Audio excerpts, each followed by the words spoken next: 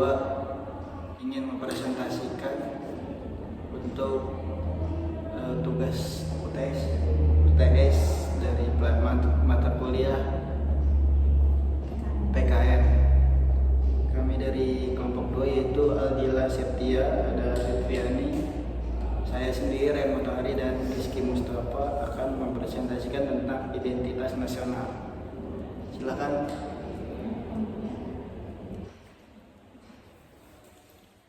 Pertama, ada pengertian identitas nasional. Setiap bangsa memiliki karakter dan identitasnya masing-masing. Apabila mendengar kata Barat, tergambar masyarakat yang individualis, rasional, yang berteknologi maju. Mendengar kata Jepang, tergambar masyarakat yang berteknologi tinggi namun tetap melaksanakan tradisi ketimurannya. Bagaimana dengan Indonesia? Orang asing yang datang ke Indonesia biasanya akan terkesan dengan keramahan dan kekayaan budaya kita. Indonesia adalah negara yang memiliki keunikan dibanding negara yang lain. Indonesia adalah negara yang memiliki pulau terbanyak di dunia, negara tropis yang hanya mengenal musim hujan dan panas, negara yang memiliki suku, tradisi, dan bahasa terbanyak di dunia. Itulah keadaan Indonesia yang bisa menjadi ciri khas yang membedakan dengan bangsa yang lain. Salah satu cara untuk memahami identitas suatu bangsa adalah dengan cara membandingkan bangsa satu dengan bangsa yang lain, dengan cara mencari sisi-sisi umum yang ada pada bangsa itu. Pendekatan demikian dapat menghindari dari sikap kabalisme, yaitu penekanan yang terlampau berlebihan pada keunikan serta eksklusivitas yang esoterik, karena tidak ada satu bangsa pun di dunia ini yang mutlak berbeda dengan bangsa lain. Yang B adalah sejarah kelahiran paham nasionalisme Indonesia. Nasionalisme adalah sebuah kata yang tidak asing lagi terdengar di telinga kita, karena pada dasarnya nasionalisme sudah ada sebelum Indonesia merdeka. Beberapa studi kasus tentang nasionalisme sudah sering terjadi. Sebagai contoh, di Skotlandia adalah negara yang telah berada di bawah kekuasaan kerajaan Inggris selama 300 tahun lamanya, telah menguasai Skotlandia. Kini Skotlandia telah bebas dan merdeka. Kemerdekaan dapat terjadi karena di Skotlandia mengadakan referendum dengan cara pemilihan langsung atau voting. Dengan hasil 51%, rakyat memiliki untuk bebas dan pisah dari Britania Raya. Selanjutnya akan dibahas oleh Aulia.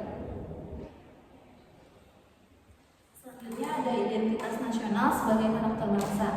Identitas sendiri memiliki arti sebagai ciri yang dimiliki setiap pihak yang dimaksud sebagai suatu pembeda atau pembanding dengan pihak yang lain.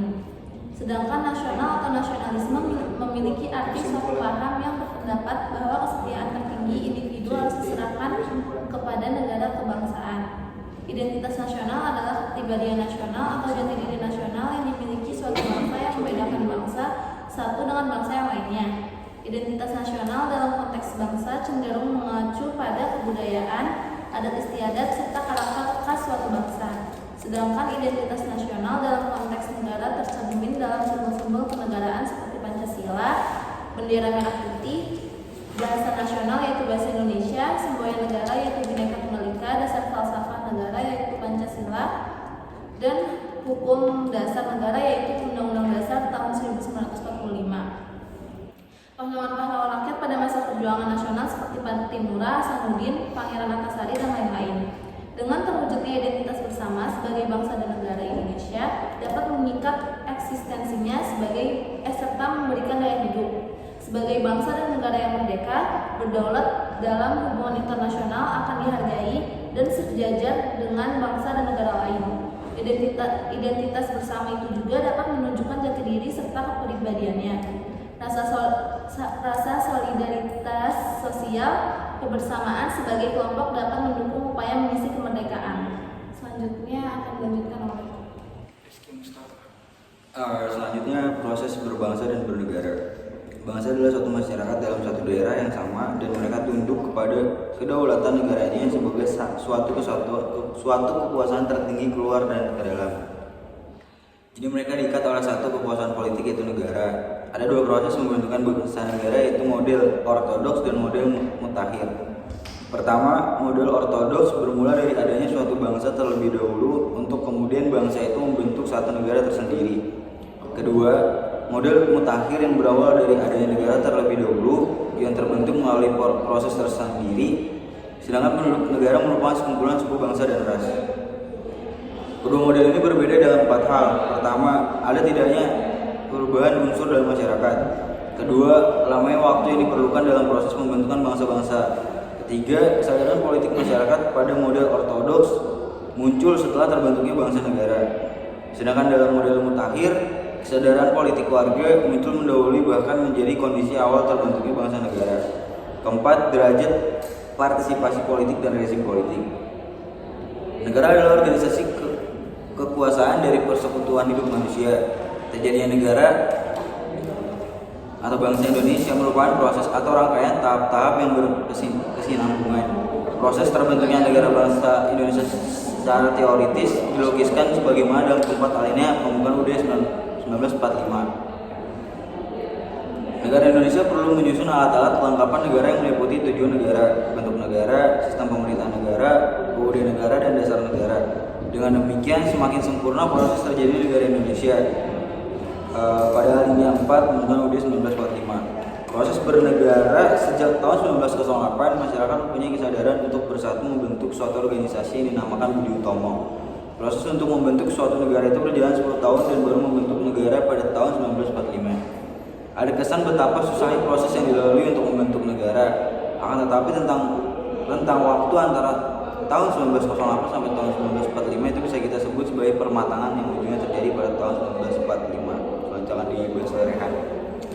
Selanjutnya adalah pertanyaan-pertanyaan mengenai makalah yang kami presentasikan. Pertanyaan pertama yaitu jelaskan faktor pembentukan identitas nasional. Faktor-faktornya antara lain satu, primordial, yaitu faktor ini meliputi ikatan kekerabatan seperti darah dan keluarga, kesamaan suku bangsa, daerah asal, bahasa, dan adat istiadat. Yang kedua, sakral, yaitu menyangkut agama atau ideologi. Yang ketiga ada faktor dari tokoh, yaitu kepemimpinan para tokoh yang disegani dan dihormati oleh masyarakat.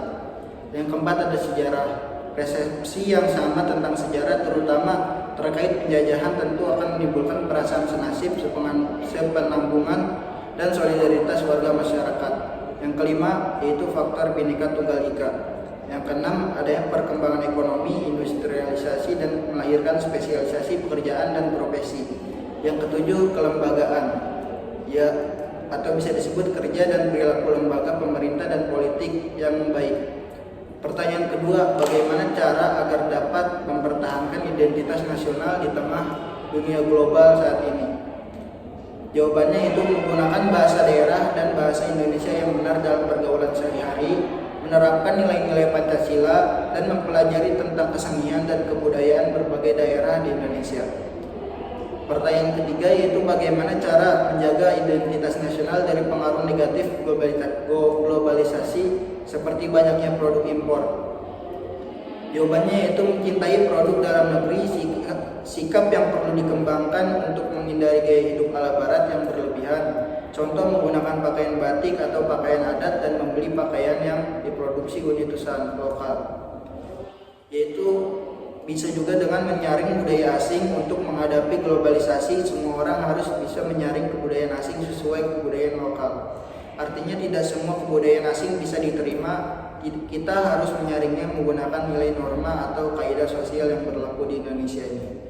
Kesimpulan dari makalah ini yaitu identitas nasional adalah kepribadian nasional atau jati diri nasional yang dimiliki suatu bangsa yang membedakan bangsa yang satu dengan bangsa lainnya.